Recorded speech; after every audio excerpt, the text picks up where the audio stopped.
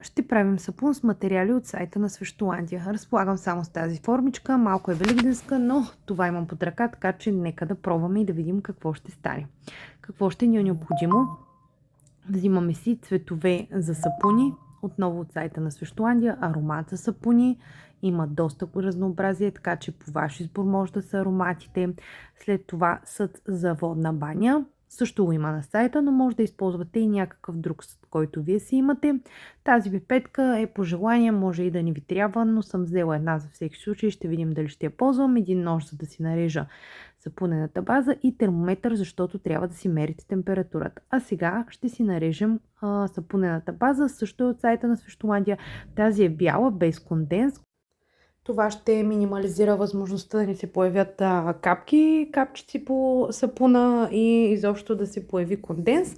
Така че отваряме я, ще си нарежа желаното количество, ще го разтопя на водна баня, след това оставя да добавя аромат и цвят и да го изсипя в формичката. Нека започваме заедно.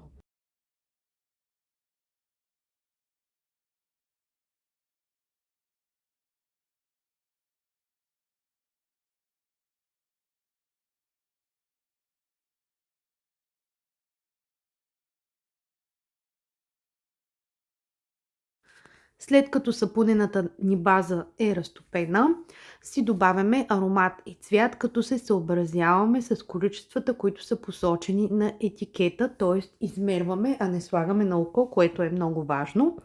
Разбъркваме си добре и след това остава само да налеем във формите и да оставим сапуна да изстине. А след малко ще се върна с готовия резултат.